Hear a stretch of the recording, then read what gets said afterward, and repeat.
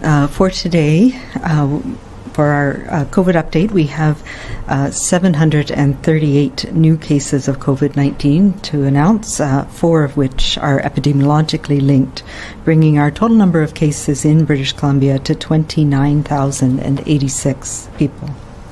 That includes 169 people in the Vancouver Coastal Health Region, 443 people in the Fraser Health Region, 21 people on the Vancouver Island Health Region, 70 people in the Interior Health Region, and 35 people in the Northern Health Region. That leaves us with 7,616 active cases, of whom 294 people are in hospital currently, 61 of whom are in critical care or ICU. Sadly, in the last day, we have an additional 13 people who have died from COVID-19 here in British Columbia, bringing our total number of people who have died to 371. And we always express and feel deeply when we have people, particularly our elders, who pass away from COVID-19, and our condolences go out to the families, the care providers, and our whole community who mourn the loss of 13 more people in British Columbia. We have 10,270 people who are under active public health monitoring and 19,814 who have now fully recovered. I do want to report, however, that we've had some challenges with one of our data systems. So I will be reporting right now a data correction in the daily case numbers that affected particularly the Fraser Health Region. There was a technical error in the transfer of data from a lab to the health authority, which meant there were errors in reporting new cases between the 17th and the 24th of November. So the numbers that I just presented today are the end result, but the daily numbers between the 16th and yesterday have changed. The data has been reviewed in detail over the last 24 hours and is authenticated. And this will be updated on the BC CDC dashboard in the coming 24 to 48 hours. And I bring attention to this because I know some people use those daily case counts and the 7-day rolling averages to help understand the trajectory and what is happening, particularly in each health authority. So I will tell you what the numbers were, and we will be posting these, and you'll be able to update them on the dashboard within the next day or two. So on the 16th of November, and we reported 324 cases from Fraser. Sorry, we reported 461 cases, and the actual number was 324. On the 17th, we reported 484 cases. The actual number was 343. On the 18th, we reported 481 cases. The actual number was 537. On the 19th, we reported 308 cases, and the actual number was 417. On the 20th, we reported 294 cases in Fraser Health. The actual number was 610. On the 21st, we reported 488 cases. The actual number was 634.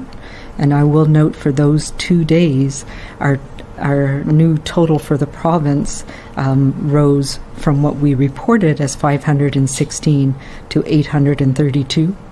And on the 21st, our reported 713 cases, that was actually 859 on that day. On the 22nd, we reported 469 cases in Fraser Health, and the actual number was 525, bringing our total that day to 682 in the province. On the 23rd, we reported 347 cases, and the actual number was 432, which would have brought our total to 679 cases.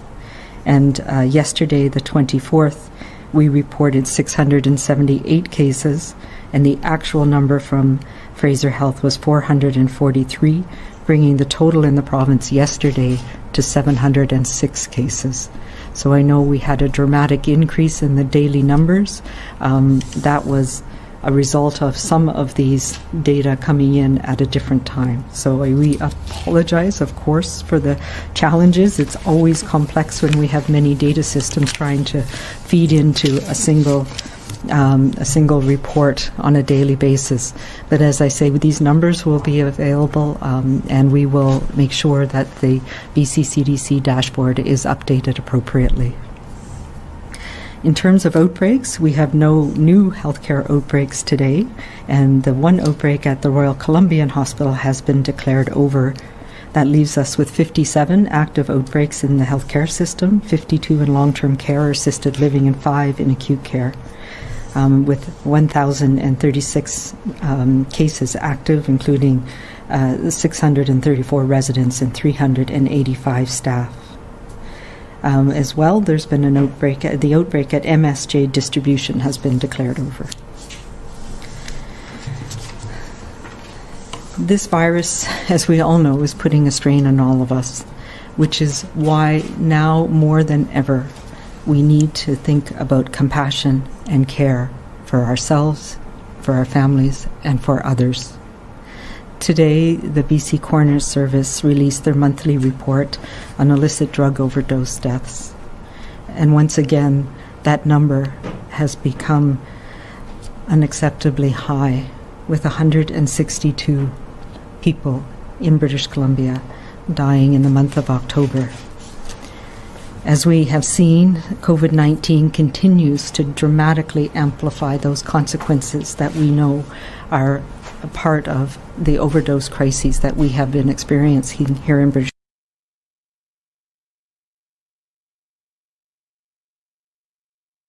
of the drug supply, and that is reflected in the high levels of concentrated fentanyl.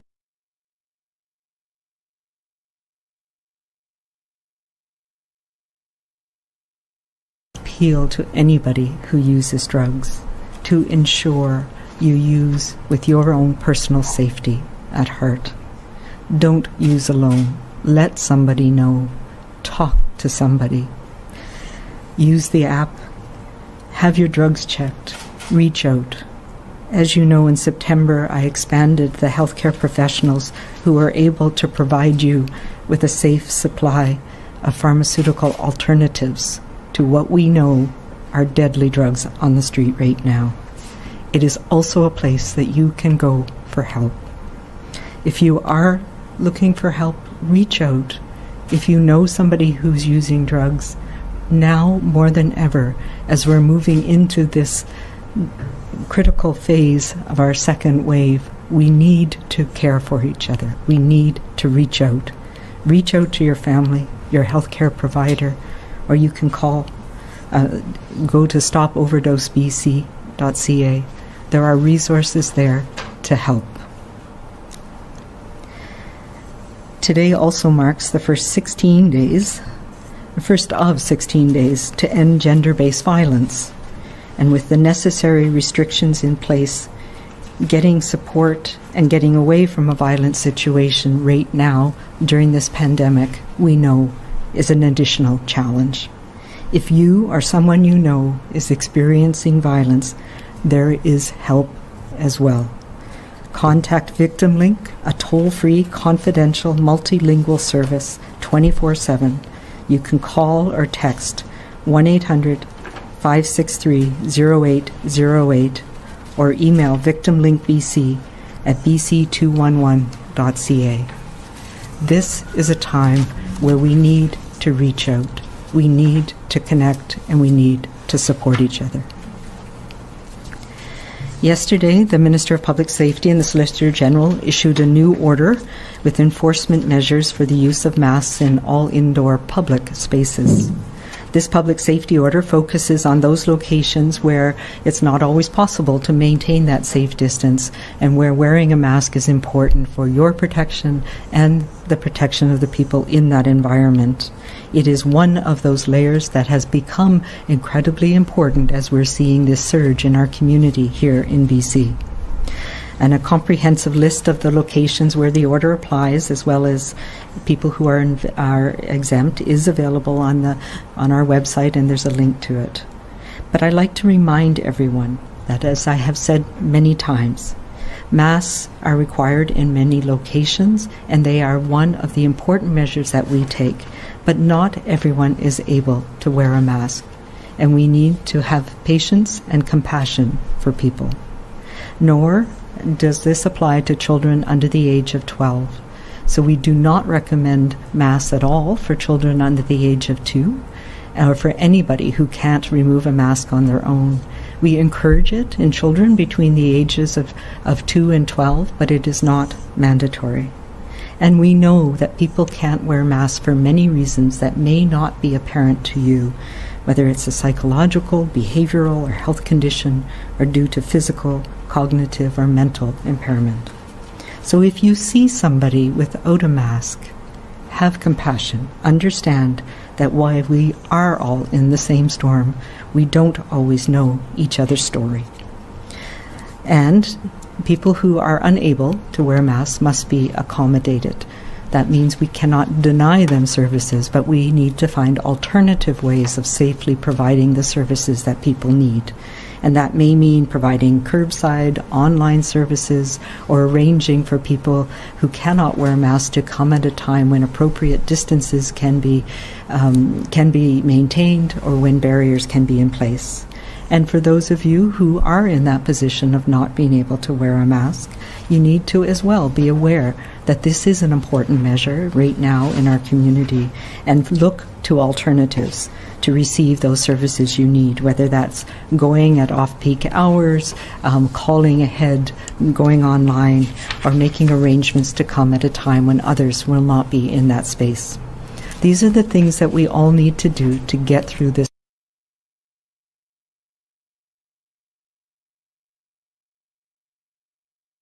Those people who are deliberately being belligerent about wearing a mask and are putting other people's safety at risk.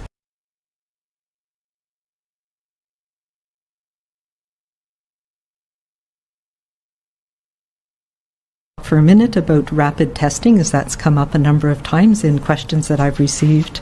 So people are aware, we have received a number of rapid tests from the federal government, including the Abbott ID Now, and that's a machine where it has a certain type of swab that you can put into the machine. We have received 131 of the machines and 27,000 tests. However, as you can tell, that would not be enough, for example, to do all of our healthcare workers in long-term care even once at this point.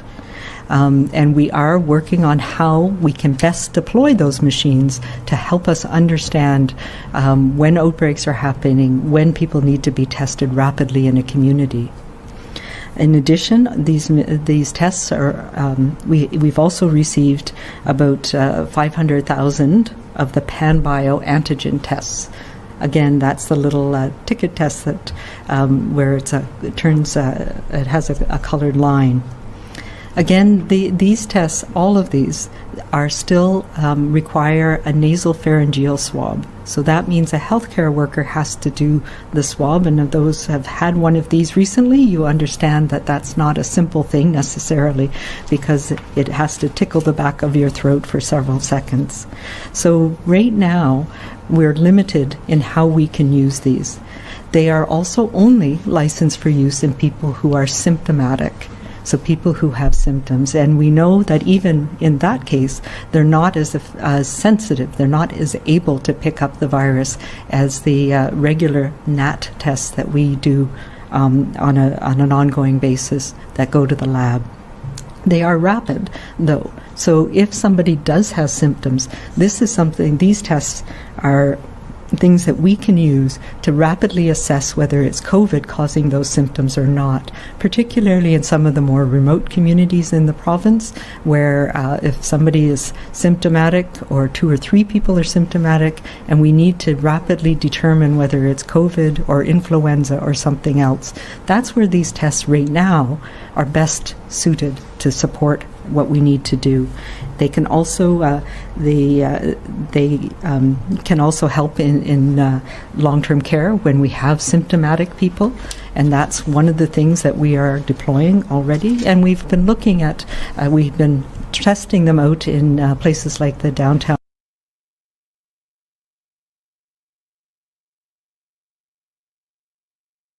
Days later, when a test results come back.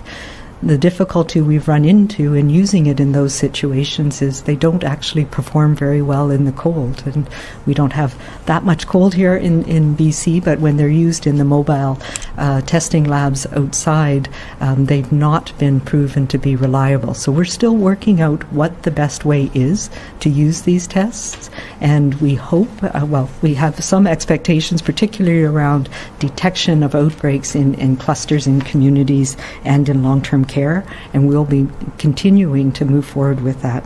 I will also say that these are not the tests, so these rapid tests are not what is being used in the NHL or in the movie industry.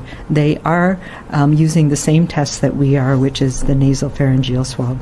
So we do have some hopes for these tests in the future. The companies that are producing them are hoping to have certified an anterior nasal swab, so that is one that we could self-administer, which would make it much more useful.